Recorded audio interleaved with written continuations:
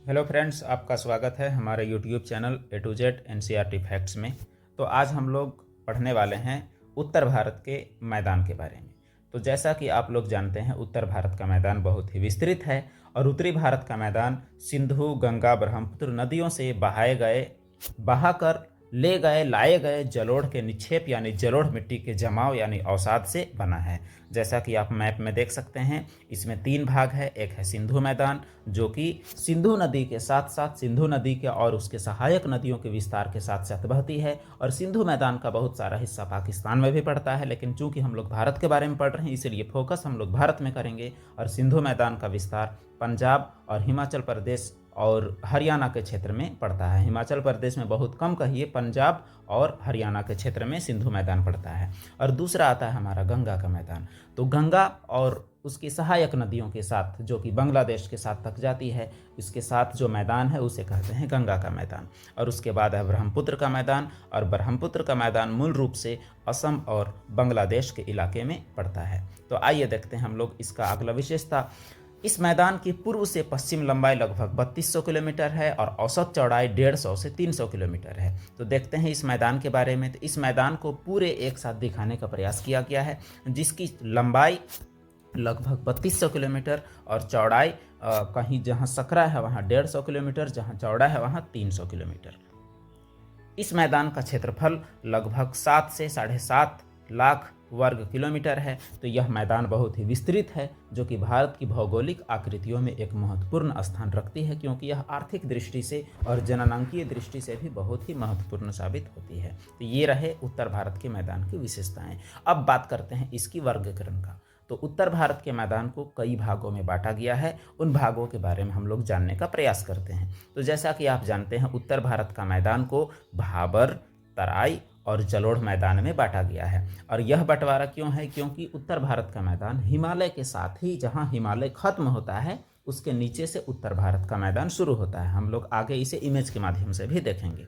अब जब हम लोग जानते हैं कि ये भाबर क्या होता है, तो हिमालय की सबसे आखिरी श्रेणी जो है वो होती है शिवालिक।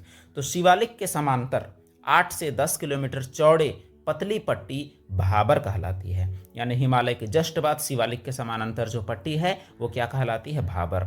भाबर चूंकि हिमालय के बहुत ही करीब है, इसलिए यहाँ कंकर पत्थर आदि जमा होती है और इसलिए वहाँ हिमालय से निकलने वाली छोटी नदियाँ नज़र भी नहीं आती, गायब हो जाती हैं, क्योंकि उन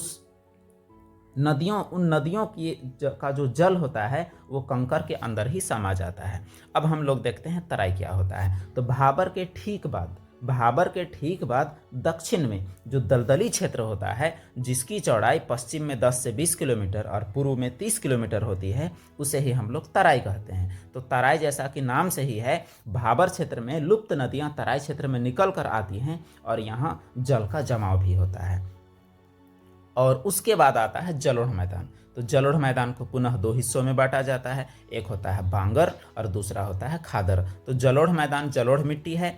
तराई के दक्षिण में स्थित जलोढ़ मैदान नई और पुराने जलोढ़ से बना है। पुराना जलोढ़ को बांगर और नया जलोढ़ को खादर कहा जाता है। तो जलोढ़ मिट्टी के ही 2 प्रकार है, बांगर और खादर। तो ये रहा उत्तर भारत के मैदान का बंटवारा। तो बांगर और खादर और तराई, भाबर सबका डिटेल हम लोग देखते हैं। हिमालय जो आपका है, यहाँ मैप में आप देख सकते हैं, हिमालय के ठीक करीब में सबसे पहले भाबर है और उसके बाद उसके दक्षिण में तराई है और उसके बाद है बांगर और सबसे आखिर में है खादर।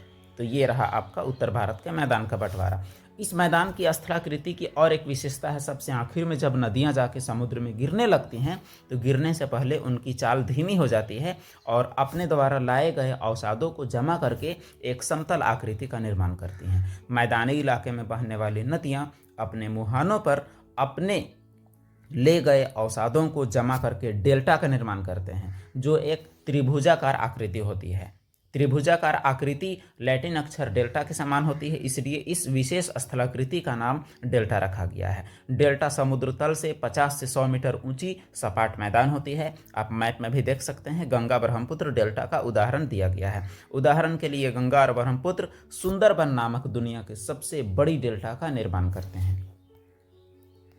अब हम लोग देखते हैं डेल्टा का निर्माण कैसे होता है। जब नदियाँ समुद्र में गिरने वाली होती हैं उस दौरान यह कई मुख्य धारा उसकी कई छोटी छोटी धाराओं में बट जाती है, और छोटी छोटी धाराओं के बीच का जो जगह होता है उसे ही हम लोग डेल्टा का नाम देते हैं। तो ये रहा आज का आपका टॉपिक, उत्तर भारत का मैदान। तो चलिए देखते हैं आज का सवाल।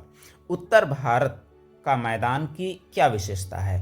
पहला, अधिक आबादी, दूसरा, उपजाऊ मिट्टी, तीसरा, समतल जमीन, और चौथा, इनमें से सभी। तो आपको इसका सही जवाब देना है कमेंट बॉक्स में। तो कमेंट बॉक्स में आइए और इसका सही जवाब दीजिए। और ऐसी जानकारी अगर आपको और भी चाहिए तो इस चैनल से जुड़े रहिए और सब्सक्राइब कीजिए A to Z NCERT facts को, और बाकी ज़रूरतमंदों तक शेयर कीजिए। ऐसे ही वीडियो के साथ हम लोग मिलेंगे फिर से अगले वीडियो में। धन्यवाद।